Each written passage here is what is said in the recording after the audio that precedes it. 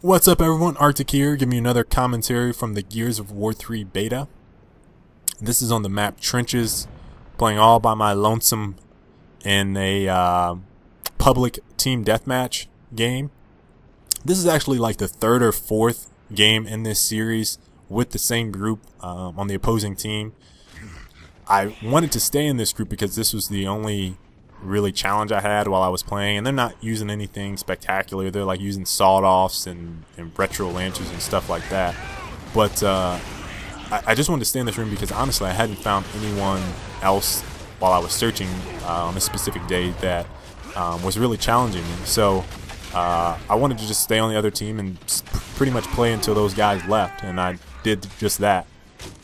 But what I wanted to make this commentary about, because I don't win this gameplay, and you'll see a lot of that on my channel. I actually do post losing matches, gameplays. You won't always see me post me dominating because I don't always dominate, so I like to keep everything real as much as possible. I think a lot of commentators on YouTube don't specifically post when they lose, they just post when they win. So like I said, I'm just like everyone else in that regard. You know, I win, I lose. I just don't lose a lot, but I do lose, and when I do, I try to post it as much as possible. But this specific gameplay I want to make about dealing with loss, and I'm going to touch a little bit on kill-death ratios. But one of the main things that I think have kind of changed over the years is that games are increasingly becoming easier for mainstream audiences to pick up, and that's a good and bad in regards to gaming itself. It's growing, it continues to grow, it's huge.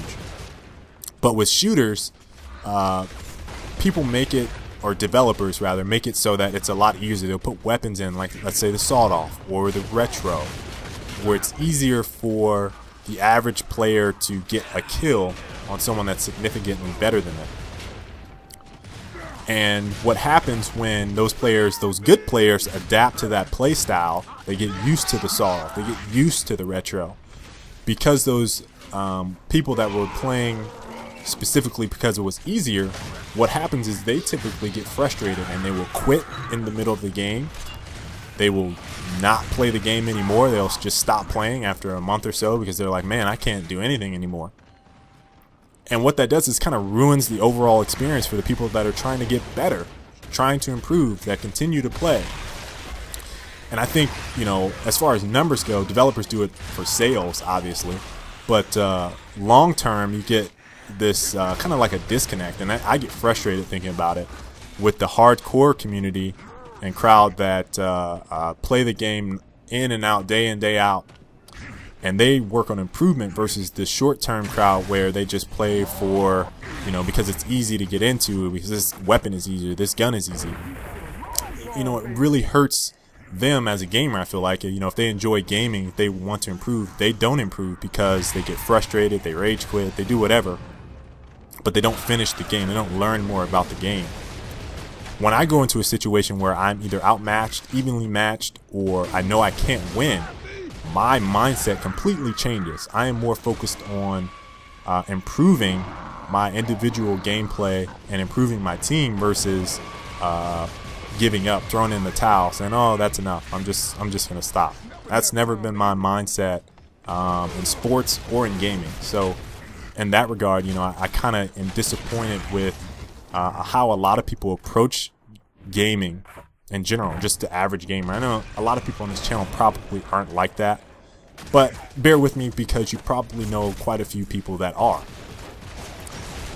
So when I go into a game, again, as I said, I try to improve. The things that I try to improve upon are my movement in games like Gears of War, Call of Duty, Halo, learning new angles, whether it be a shot, a grenade, anything possible that gives me an advantage, and map awareness. What I mean by map awareness is just like tendencies. So let's say you play 20 games, and on a specific block, 9 times out of 10, you notice that enemy players tend to go on the right, off of this specific block. So after the game number 21, you're like, okay, this guy's going to go to the right. There's a high chance that this guy's going to go to the right. What that allows you to do over time is play it so that you have an advantage. You get a shot advantage. You kill that person because you know they're moving to the right. People that quit don't learn that tendency or don't pay attention to that tendency because they quit. They don't get to game number 21. They get to game number 17, or game number 15, or game number 10. They don't learn the tendencies. And instead of learning from that, they continue to die in the same manner because they quit. They go to a different map. They go to a different game type. They come back to the previous game type. They're like, okay, I'm going to try it again. Then they die in that same position. They're like, what am I doing wrong? What you're doing wrong is you're quitting. You're not learning the game.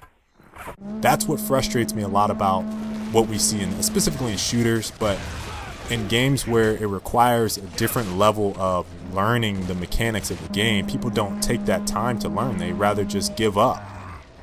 It's really frustrating. The other things I try to do is learn specific weapons. This map I'm using Hammer Burst. If we were in MLG settings, I'd be using the Lancer, but it's the beta, so I wanted to test different stuff. So I'm using the Hammer Burst. I did not test the Retro Lancer. In any of my videos, you will not see me using the Retro Lancer, unfortunately. I did pick up the Sawed Off a few times. I play with that a little bit, but I don't know, just don't like those weapons. So I'll try to learn different angles with a weapon, figure out how I can shoot them better, how I can play with them a little bit better. Whether it be playing a full game using a specific weapon or whatnot. That's what I typically do with weapon-specific gameplays where I'm trying to improve. The other thing I try to do is I try to help teammates. So in this specific game, you saw me doing a lot of hammer bursting, and tagging players. So I try to tag people as much as possible. Great new feature that Epic implemented because people don't talk in public rooms for whatever the damn reason. I don't know. They just don't talk. So tagging makes it fantastic for making those people aware of where people are. And then I try to provide support fire as much as possible just to help other people. They might not get the kill, but I know I tried my best to help them. So that's what else I try to do. And I feel like it kind of makes them better. So in the event that they might quit, by me providing support fire, might get them the kill. They might stay in a little bit longer. So those are the types of things that I think about going into this. Gameplays where I know I don't have an advantage. The other thing I want to touch on, and this is a big time misconception with people just in general, is just kill death ratios. When you play at a high level, very high level, MLG level, or game battles, or just very competitive, you like playing very competitively, the odds are you're going to get into games or matches where you are not going to have a freaking 3.0 kill death ratio. It just doesn't happen when you're playing high caliber players. I mean, if you have over a 1, it's usually pretty good if you're playing in private matches, private execution, private team deathmatch, whatever it's going to be on those settings, because the level of players, the caliber of players is so much higher than your average game. So when people come to me and they ask me what my kill death ratio is, by the way, on the beta it ended at like 2.6, just so you know, and I have video of me checking it while it was like 2.4. I might post it up and talk about it a little bit more. But, you know, I don't care about kill death ratio. My focus has always been, and I mentioned this last week, has always been about winning and losing. So the only ratio that I care about is my win-loss ratio. Because at the end of the day, I want to know that I won. I've just always been like that. I've been ingrained with winning. So I don't care about steal killing. I don't care about kill death. I care about winning. So that wraps up this commentary, guys. Let me know your feedback. What do you feel about, how do you feel about dealing with loss? Do you rage quit? And, you know, what's up with the kill death stuff? I just got to know. I got to harp on this a little bit longer. So I hope you guys enjoyed this commentary. And as always, please like and subscribe. And I will catch you later. Peace.